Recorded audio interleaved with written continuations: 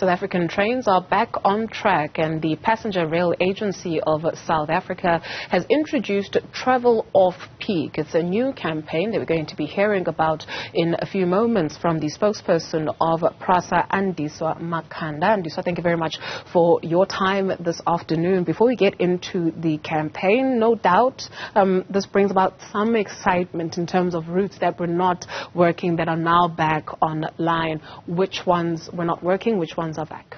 Yeah, Dudu, we've been through this rebuild where we are rebuilding the entire rail network that was devastated because of theft and vandalism.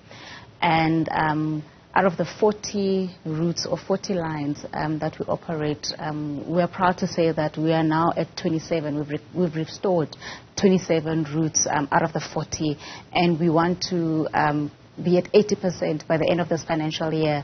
And so in Gauteng, for example, we've restored the Johannesburg to Naledi. People from Germiston to Johannesburg, that line is back. We've got the Tembisa line that's operational. We've also linked from Pretoria all the way to Germiston to Johannesburg. We've also restored the Mabopane line, which is one of our biggest routes in Gauteng. In the Western Cape, a lot of work has gone into recovering the Cape Town to Nyanga. That is the infamous Central Line, where there are those shacks that have been built on the railway network. So we've been able to, chopping it slowly, to restore that Central Line that everybody wants back. So trains are running from Cape Town to Nyanga and Langa. Trains are running to Bellville, to Simonstown. We've got Cape Town to Simonstown. We've just restored the Cape Town to Strand line. And also in KZN, you have your Kwamashu line is back operational, the Umlazi line. And right now we're working on bringing back Pinetown, which any time from now will be that line will be fully recovered, the Pinetown line. We also are working on Crossmore. So there's a lot that's happening, and people are asking in Gauteng for the Randfontein line, when is that coming back for the West Rand corridor? We're bringing back those services. We're bringing back Joburg to Residentia, for example, Germiston to Kwesini. So there's a lot that is happening to restore the passenger rail services. That is much welcome news, because you mentioned certain townships, right? And a friend over the weekend was showing me their boarding pass in terms of a train where they would go from the city center to one of the townships in Gauteng, and it was 7 Rand 50 in comparison to having maybe to take 3 taxis to get to where you need to. But when we speak about the vandalism that initially took place and the infrastructure damage, what did you find happened? Was there a syndicate that was stealing all of the networks in South Africa, and how has that been dealt with so that it is avoided in the future if possible? Yeah, it's definitely it's criminal in nature. There's been a lot of speculation. There's been a lot of theories going around as what could have led to the destruction of the rail network. But we do know that in as far as copper cable theft, there are criminal syndicates because of how lucrative and appealing copper is, even in terms of the metal that is being stolen and exported to other countries.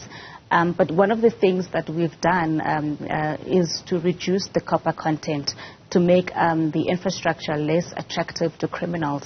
So where we could replace copper, we're using other material.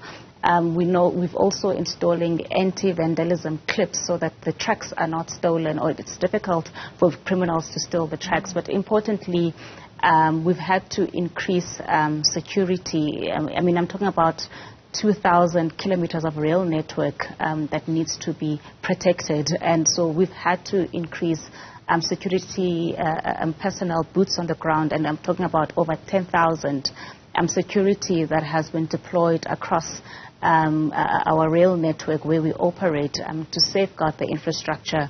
And I mean, it's an anomaly where you have a certain percentage of your staff being security personnel. It tells you of something that's happening, but we have to protect the infrastructure. But we are working with the private security firms. While we're insourcing, we're also working with private security firms to protect the infrastructure because the people do need the rail services, and we have to do all that we can to protect the rail infrastructure. And we do have joint initiatives with other SOEs who are facing similar problems, because it's not just a PRASA issue. It's a countrywide where you have lucrative infrastructure that can be harvested. We're all at risk. So we are working with various SOEs and the police to assist, and even the justice system is working with us in terms of some of the legislations that have been put out, where to steal is now you get a harsher sentence. Sure. Okay, so now by extension, when you protect the infrastructure, you're also protecting your passengers, because then people feel safe. What do passengers need to know about those lines that you mentioned that are back, especially with this Travel Off-Peak campaign? Yes, I think the return of the services has been very welcome by commuters. Times are difficult, traveling is expensive, food is expensive, so where commuters can save, it's much more welcome. I mean, you hear commuters saying that they are saving thousands of rands since we've brought back the trains. They don't have to choose between buying a loaf of bread or a taxi fare. So there's this alternative mode of transport, and we are feeding with the other modes of transport, including taxis and buses, because we do need an integrated public transport system. And so, we're bringing in the new trains. We're modernizing the service. In some of the routes, you won't see the yellow-grey trains, because we've got the high-tech new trains, the Extrapolis mega units that we are rolling out. They come with CCTV cameras, automated doors. The trains do not move when the doors are opened.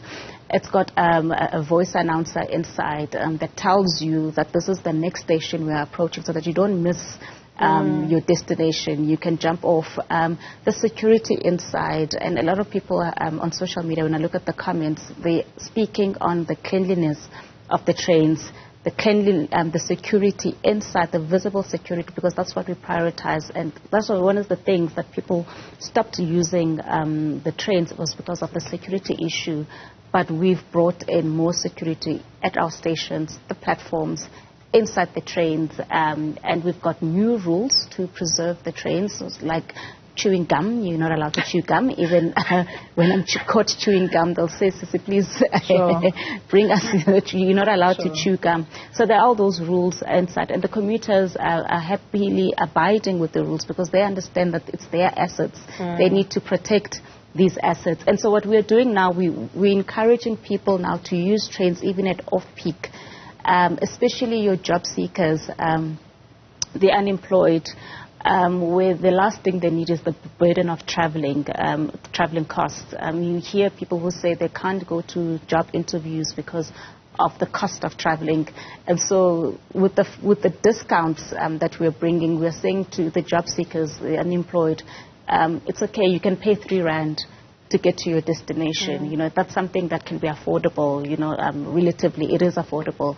And so we're trying to say that we are not just available in the morning rush hour for people going to work, but even in the afternoon for people who have other various businesses, they can come use the train as an alternative, cheaper mode of transport. Sure. I like the automatic doors, because there's a train surfing where now, you're playing in and out of the train. That also to protect people from themselves, essentially. And Somakanda, PRASA spokesperson, thank you very much for the detail this afternoon.